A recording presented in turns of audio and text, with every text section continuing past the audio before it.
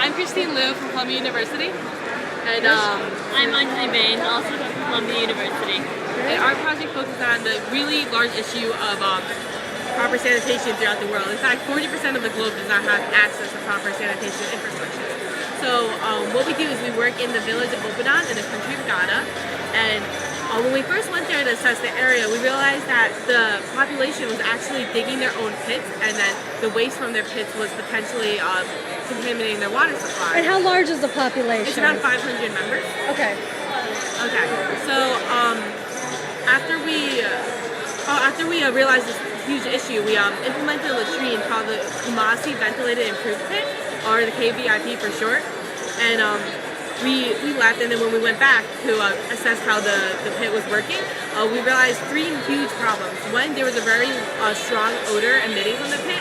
Two, the lines were also very long because the latrine was owned by the entire community. And three, there was a very large maintenance cost associated with the latrine because the members had to hire outside people to come dig the waste out, kind of like a septic tank, I guess.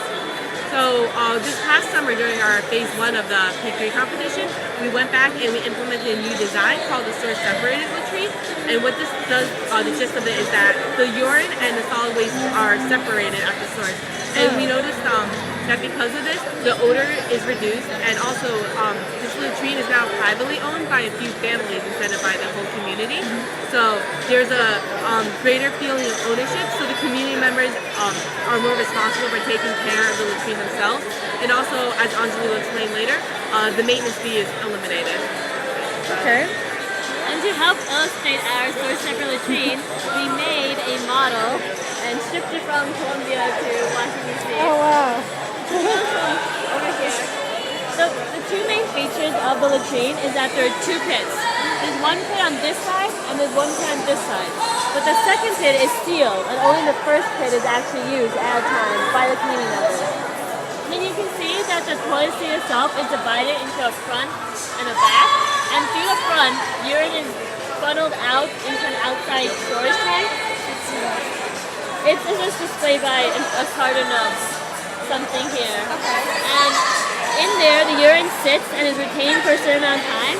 And because it's separated from the fecal matter, it's actually safe to use as fertilizer. And the agricultural community, since they grow pineapples, it's really useful for them to have this free source of fertilizer. What kind of nutrients are in the urine that makes it so valuable or The useful? main ingredient is ammonia. Ammonia is in there. Right. And then it also has nitrogen, potassium, and phosphorus, NPK, which is also, those are values really associated with fertilizer use. Okay. Oh wow. In the meantime, urine is being diverted outside. Solid waste falls through the back into the pit below and it accumulates for about 6 months. And after that first accumulation period of 6 months, the first pit is sealed and the toilet structure is moved to the second pit.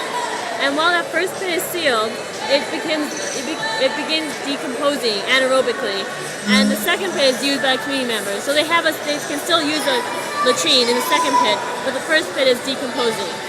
Okay. So after the first pit decomposes for about 6 months, And where does it decompose? Where is it put? in the pit, it decomposes in the pit. Oh. Yeah, so we seal it and it stops. It's not disturbed and decomposes.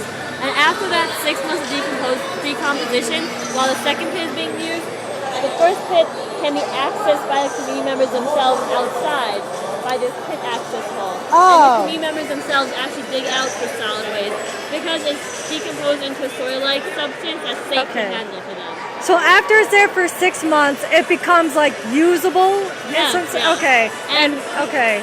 a lot of composting latrines say you have to wait more than 6 months for it to be safe to handle and safe to use. But the reason why we source separate it is because without the urine being, it doesn't, the solid waste it's like the pathogen levels are drastically decreased from the beginning. So it's able to become usable less, sooner. Yeah, Right. exactly. Got it. But Okay. there's not enough nutrients in it by itself to be used as fertilizer because most of the nutrients are in the urine, so because it's not mixed, it loses its source of nutrients. Right. So part of our research actually for the second phase is to see how much organic matter, what we should introduce into a solid waste to see if we can make it into a viable use of fertilizer. Okay. All right. Let me look at the men's room. Special feature of men's, you might see from the signs, is that the men have to sit down to use it, and they cannot stand up to use it. Ah, okay. Otherwise, they just fail the whole thing. How do you find that as like a cultural adjustment? Are they pretty accommodating? Have the people? Yeah, we're actually really lucky because I know in other communities they are wary of using the human waste on their crops or on the ground. They don't want to use that. But in the Ghanaian community, since we had a really good relationship with them, we've been working with them for the last 5 years. They're really actually excited to use their waste in a sustainable manner as fertilizer. Do you recall how that relationship was initially formed? Like, yeah, how did that happen 5 years ago? The general structure of Engineers Without Borders is that our governing board, Engineers Without Borders USA, is contacted by a developing community, usually through an NGO, and then they match up that community with one of the student chapters around the U.S.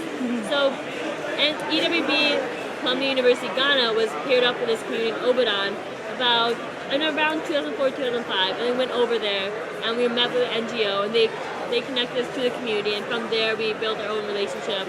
And through the NGO, through EWB USA's help, that's how we got into contact with a community member. Cool, cool.